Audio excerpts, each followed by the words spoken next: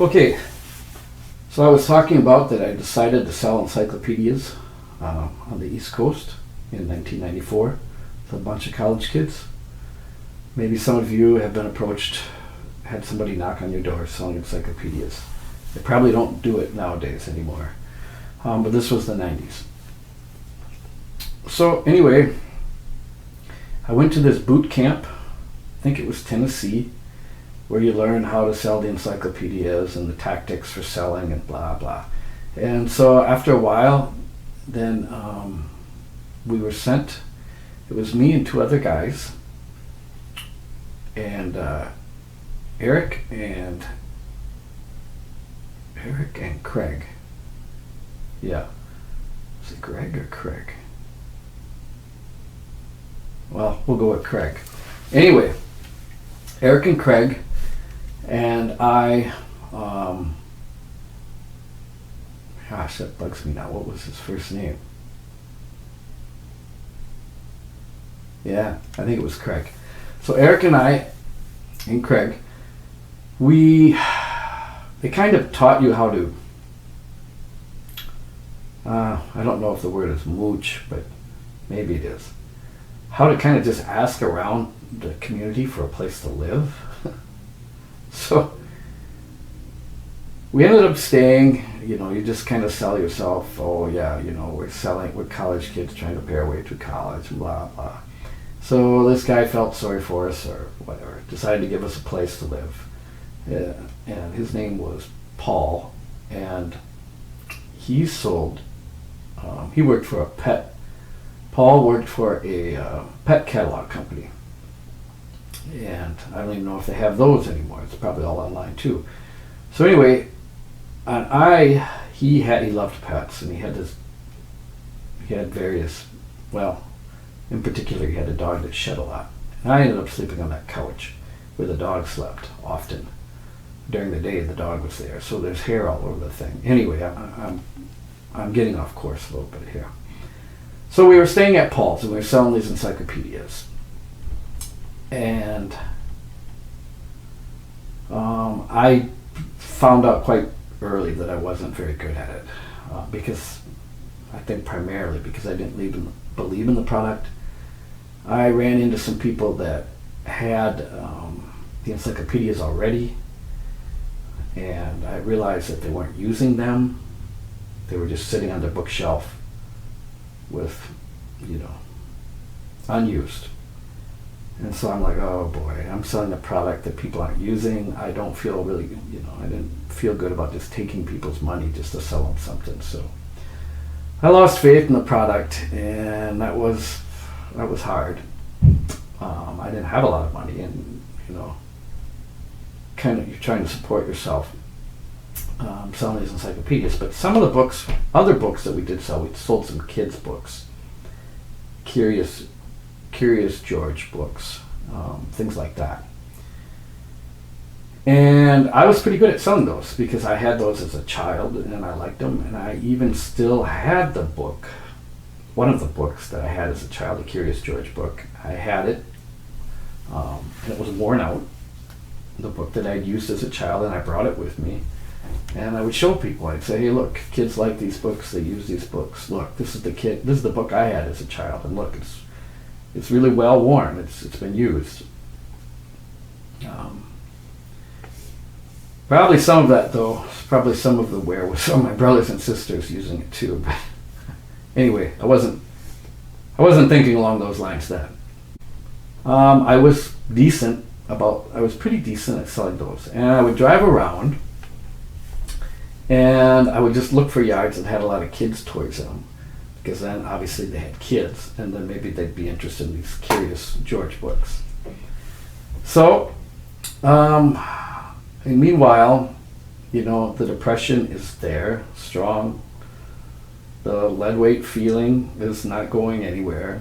I'm not really doing too well. Nothing's changed, even though I'm out of state. Not having any great feelings like I had in that gas station earlier on my way back from spring break. And I'm I'm not making money because I'm not selling the main product, which is encyclopedias. I'm just selling a few kids' books here and there. So anyway, I was driving around, and I was in Jim Thorpe, Pennsylvania. And I stopped at this lady's place, and her name was Rita. She had kids toys in the yard, so I knew she had some kids. And I went in, and I proceeded to try and sell her on some books, kids' books. And I can't remember exactly how it came up, but she somehow got me to share, or I felt comfortable sharing about my depression with her. And she had said, well, yeah, I was very depressed also. And she told me how she now had Jesus in her life, and that if I remember it correctly, that I should ask, what I needed to do was to ask Jesus into my heart, and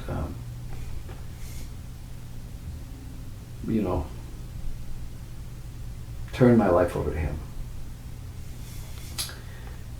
And I was not comfortable with that at all. A couple of reasons. A, I felt like, oh gosh, I've heard this all before from my family. And B, no matter how miserable I am, I'm not turning my life over to anybody. I wasn't going to do it. No. Wasn't going to do it. Even if Jesus was real, which I didn't know. I was pretty much agnostic. I guess I was agnostic. So I didn't know if he existed or not, but either way, I wasn't turning my life over to anybody. So I left. I can't remember if she bought any books or not. And so I left Rita's house, and I went on my business and selling, trying to sell these kids' books. And maybe half-heartedly trying to sell an encyclopedia set here and there. I can't even remember if I tried anymore with those encyclopedias, but as time went on, the summer progressed, I became more and more miserable. My hope of feeling better, because I went out of state, hadn't materialized.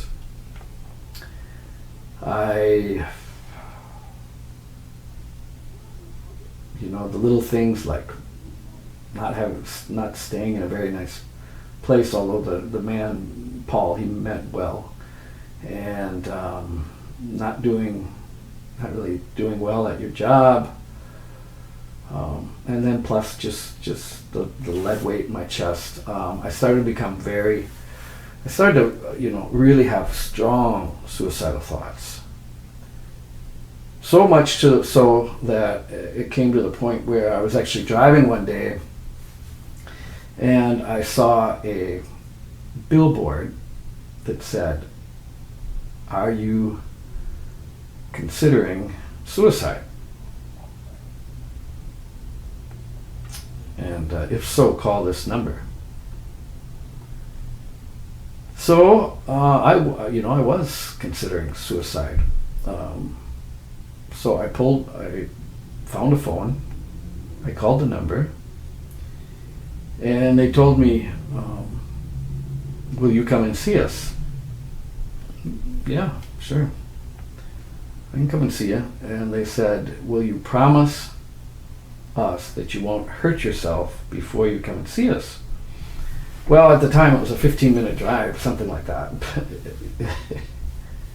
I thought it was an odd question, but I guess, they know what they're doing. So I said, yeah, I can promise that. So I promised that I wouldn't, and I shouldn't make light of that. And then I drove to the place, and it was kind of a county outpatient type of mental health center. And I think I'll take a break right here and start up again later on another episode.